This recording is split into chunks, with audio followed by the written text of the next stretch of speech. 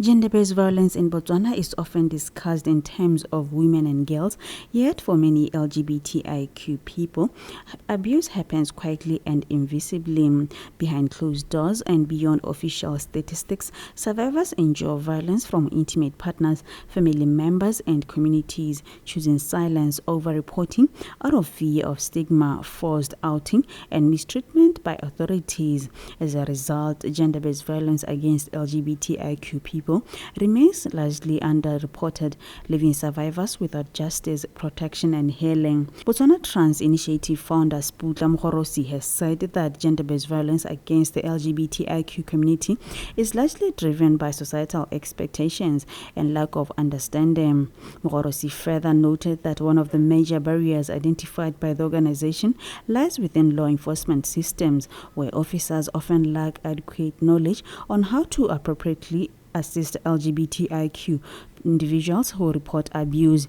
𝐒𝐲𝐝 said that limited understanding of sexuality and gender identity makes it difficult for some authorities to respond effectively, leaving survivors without proper protection or support. I think our law enforcement is the most barrier that we experience, because they also don't understand how they should be able to assist any person who comes through and is seeking some kind of law reform from the service providers, particularly the Botswana Police Service, because understanding sexuality and understanding gender identity is kind of like a continuous understanding of issues. So the diversities that we see is not, because Botswana is also bannered around male and female binaries. When people come and express GBV, if it's a same-sex couple, it becomes more of a you are both men, why don't you solve your issues like that? So we end up not having proper systems that can actually speak to the violence that people experience as marginalized communities. Meanwhile, Botswana Network on Ethics, Law and HIV and AIDS, Bonella Programs Officer Sarafina Mulapisi, said that some of the severe forms of gender-based violence affecting the LGBTIQ community manifest as hate crimes, in some cases resulting in loss of life. She noted that such incidents highlight the seriousness of violence faced by LGBTIQ individuals and underscore the urgent need to address issues of tolerance and acceptance within Botswana's society. One of the things that was most shocking were the recent hate crimes that were experienced by LGBTI communities within Kasane and Maung, leading to an actual death, which showcases the seriousness and the need to really address issues of tolerance and acceptance for the community within Botswana. It highlights the fact that they do experience violence from communities, and essentially it also exists within the communities themselves.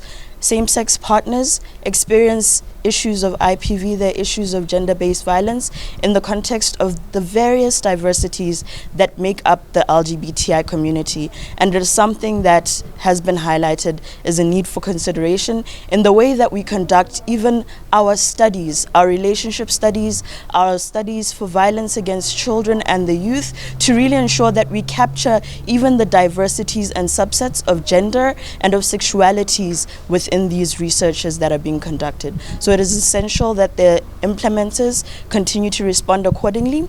Law enforcement adequately engages and takes into consideration issues of IPV and gender-based violence for the LGBTI community.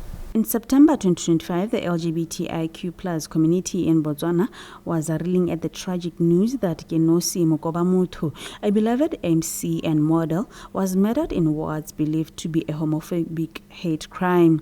Reports indicate that Mokoba-Motho was assaulted, beaten, burned, and abandoned on the roadside over the town of Maung village in Botswana. He was hospitalized and ultimately succumbed to his severe injuries.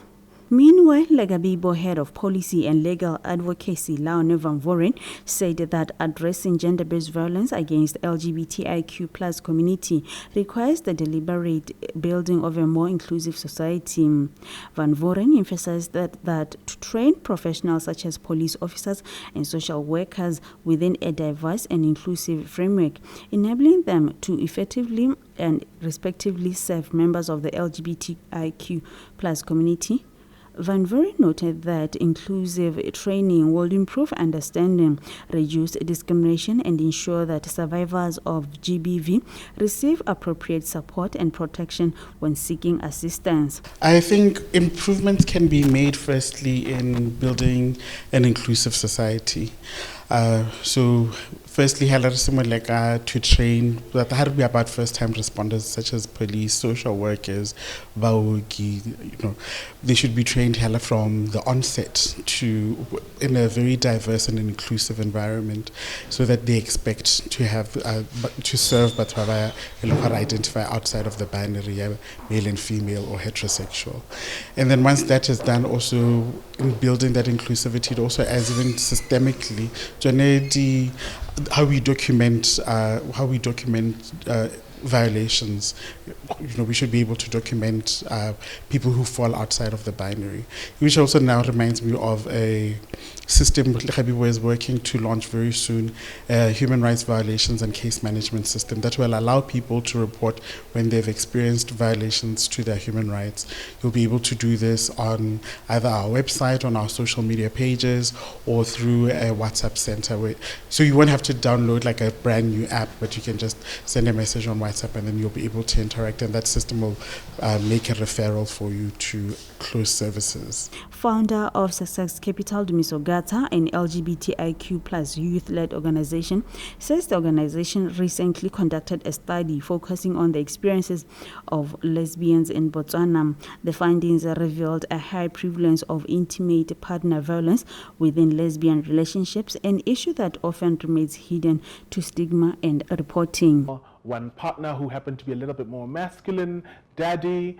In other instances, you'd find heteronormative kinds of relationships manifesting. So only one partner would be seen as the carer and would often spend more time at home because that individual happened to be unemployed. And we found a little bit of a challenge where cheating was fueled by, one, the need. Reporting for YTV News, I am Lami Lucas.